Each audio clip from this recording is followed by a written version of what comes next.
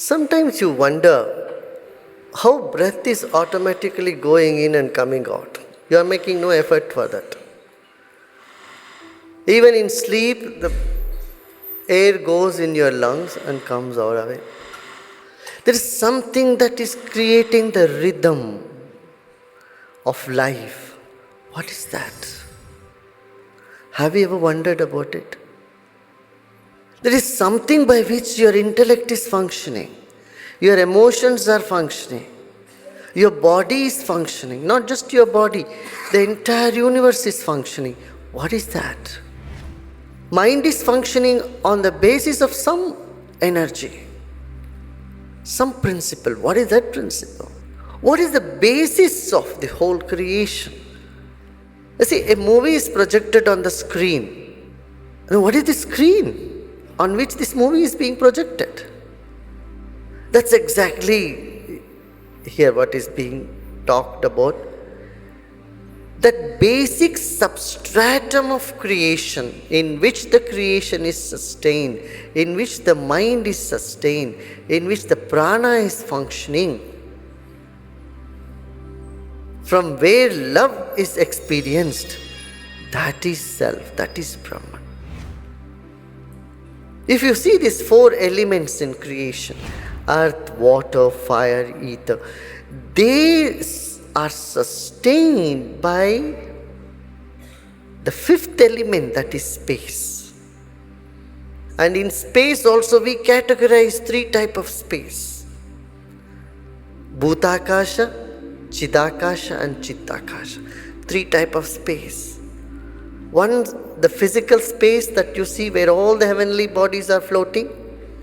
Second, the space in which the thoughts move. Third, the space which is consciousness itself. The consciousness is like space, all permeating. It is there everywhere. It is already there in front. It is in the back also. So the self or the Brahman, that consciousness is everywhere, and it is the basis of this whole creation. When you think it is everywhere, you have an idea of being stagnant. No, it is not stagnant. This space is lively. It's not a dead space. The space is scintillating, it's lively. So it is farther than the farthest, and it's nearer than the nearest. Now, have you ever thought about where are you in your body? This question has come into your mind. Where are you in your body? In your arms, in your heart, in your brain? Where are you? You are everywhere and yet nowhere. The heart transplantation happens. Many people who have undergone brain surgery, a portion of brain has been removed from them. Still they are complete. So where are you? In the brain, in the heart, in the hands? You are everywhere and yet you are nowhere.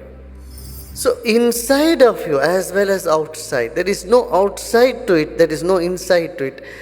It is closer than the closest and farther than the farthest. Our linear thinking mind says, hey, wait, what are you saying? What are you talking?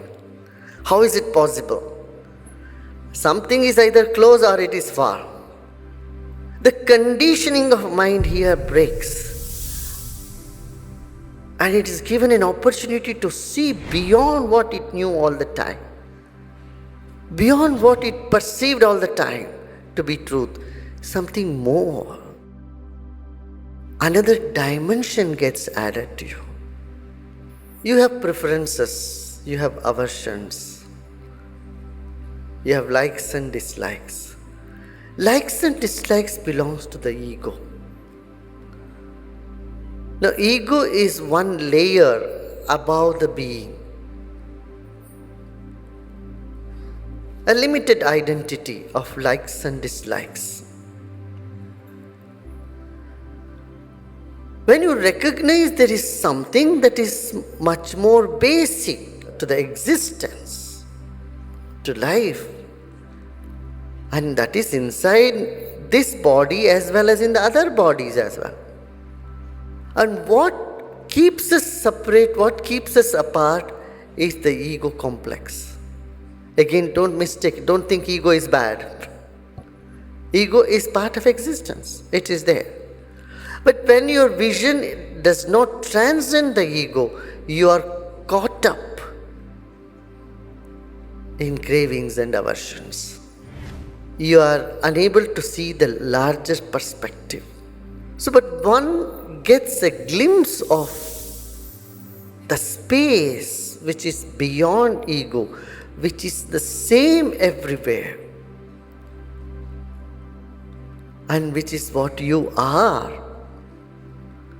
Then how can anyone hate or dislike anything? The aversion simply vanishes. When you realize all these bodies are just a wave of one huge life force, the whole planet is one organism, and every single body that you see on this planet, 7 billion bodies at one time, or just imagine, or the waves, 7 billion waves arising at one point of time. Then will one wave hate another wave? A portion of water here will dislike the portion of water there. A portion of air here dislike the portion of air in another part of the room. Impossible. So when the glimpse of this reality comes into your attention, into your conscious awareness, what is the first thing that would happen to you? Simply that hatred towards anybody, that ego-centric dislike that you had harbored for lifetime together simply evaporates. Because hey, it's the same. Any sensitive person, you have had this experience. If you see kids, if one kid is crying, the other kid also starts crying. As a child, we all had this experience. Because the ego is not very dominant there, or is not very prominent. So it is coming in a natural flow to them, that oneness with everybody. Any sensitive, sane person feel the pain of others and the happiness of others too. There is no barrier in emotion. Similarly, there is no barrier when you step beyond the ego. See beyond the ego. I am here again telling you, don't have to dismiss the ego. Get rid of ego. If ego is there, let it be there. Ego will remain there in either one of the form, sattvic, rajasic or tamasic. It is a sattvic ego through which you can see this. When the sattvic ego means an ego where there is no hatred or aversion towards anyone. Again, this is catch-22 type of situation. Once you have the glimpse of yourself as part of everybody, self, or you are part of the whole, then what happens? That the aversion disappears, hatred disappears. And when the hatred disappears, you are able to see the oneness in everybody.